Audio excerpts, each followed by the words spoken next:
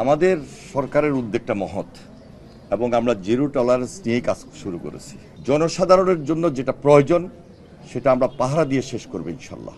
আমাদের এই সিলেট অঞ্চল এটা আমাদের একটা জোন, পানি সম্পদ মন্ত্রণালয়ের। এই জোনের অধীনে সিলেট, সুনামগঞ্জ, হবিগঞ্জ, মৌলভীবাজার 4টা জেলা রয়েছে। এটা একটা বর্ডার এলাকা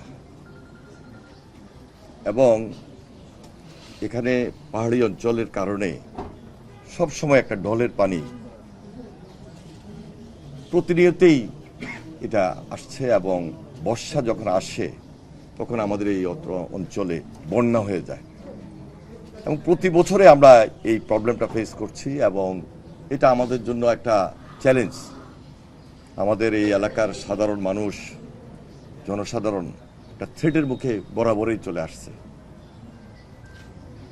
আমরা এই চ্যালেঞ্জটাকে খুব দ্রুততার সহিত যেন ফেস করতে পারি, মোকাবেলা করতে পারি, সেজন্য ইতিমধ্যে চলমান আমাদের কিছু প্রজেক্ট আছে।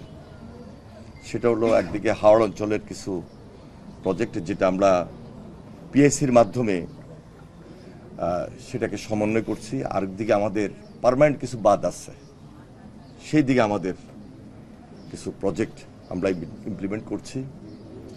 তাছাড়া সীমানার মধ্যে আমাদের বাদ দিয়ে আমরা সব কিছু শেষ করতে পারছি না। এখানে আমাদের ব্যাংক প্রোটেকশন এটা খুব জরুরি। সেই জন্য আমাদের একটা প্রজেক্ট ইতিমধ্যে আমরা হাতে নিয়েছি আমাদের মন্ত্রণালয় থেকে।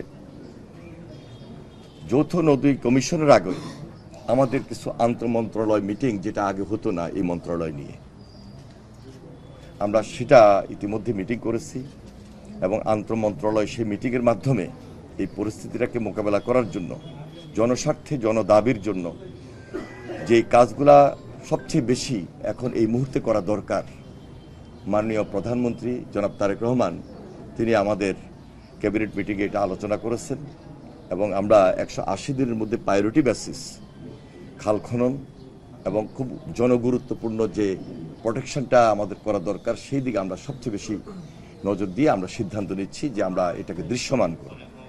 এর বাহিরে আমাদের জনস্বার্থে যে কাজগুলো খুব বেশি জরুরি হয়ে দাঁড়িয়েছে এবং এই জোনে, এই সিলেট অঞ্চলে পাহাড়ি ঢল, বন্যা, বর্ষা এটাকে মোকাবেলা করার জন্য জনগণের পাশে, জনগণকে সুবিধা দেওয়ার জন্য যত্র কাজ তো করলে হবে না, সবচেয়ে দায়িত্বশীল এবং সবচেয়ে জনগুরুত্বপূর্ণ যে প্রোগ্রামটা, যে প্রকল্পটা বেছে নেওয়া দরকার সেটা আমরা প্রায়োরিটি দিব এবং ধারাবাহিকভাবে এই কাজগুলা আমরা শেষ করব। সেখানে আপনাদের, আমাদের এলাকাবাসীর সর্বাত্মক সহযোগিতা লাগবে। বিশেষ করে আমাদের সংসদ সদস্য যারা রয়েছেন তাদের প্রায় এলাকায় একটা থ্রেটের মুখে নদী ভাঙ্গন, খাল খনন বা হাওড় অঞ্চলে যে বাঁধ, সেগুলো আমাদের খুব জরুরি। সেই দিকে আমরা নজর দিচ্ছি ইনশাল্লাহ। 2022 থেকে ক্রমাগত সিলেটে বন্যা হয় এবং এটা যখন ক্রমাগতভাবে হচ্ছিল তখন বিগত সরকার একটি প্রকল্প নিয়েছিল, ঠিক আপনার সামনে যে সুরমা নদী, এটা খননের জন্য 50 কোটি টাকার বরাদ্দ ছিল। কিন্তু 50 কোটি টাকার কাজ পানি উন্নয়ন বোর্ড আসলে কোন খাতে ব্যয় করেছে? যদি ব্যয় অরিজিনালি করে থাকতো তাহলে 24 বন্যাটা আমরা দেখতে পাচ্ছি। এই ক্ষেত্রে আপনারা কোনো তদন্ত কমিটি করবেন কিনা, পানি উন্নয়ন বোর্ড এই টাকাটা কোন কাজে তারা ব্যয় করেছে? এবং যারা পরিবেশবাদী সিলেটের আছেন তারা বলছেন এটা সম্পূর্ণই জ্বলে গিয়েছে টাকাটা। আমাদের সরকারের উদ্যোগটা মহৎ এবং আমরা জিরো টলারেন্স নিয়েই কাজ শুরু করেছি। আপনি বুঝতেই পারছেন যে এদেশ থেকে অনেক টাকা পাচার হয়ে গিয়েছে, লক্ষ লক্ষ কোটি কোটি টাকা, এবং দুর্নীতি নামক ব্যাধিটা আমাদেরকে আঁকড়ে ধরেছিল। সুতরাং এই দেশটাকে দুর্নীতিমুক্ত করা এটা আমাদের একটা কঠিন চ্যালেঞ্জ। আমরা আমাদের মহৎ এই উদ্যোগ থেকে দায়িত্বটুকু এইভাবে নিচ্ছি, জনসাধারণের জন্য যেটা প্রয়োজন সেটা আমরা পাহারা দিয়ে শেষ করব ইনশাল্লাহ। আমাদের এই দায়িত্ব থেকে সম্পূর্ণভাবে আমরা এমনভাবে দায়িত্ব পরিচালনা করব যেন সেটা দুর্নীতিমুক্ত থাকে এবং কাজটা আমরা আদায় করে নেব।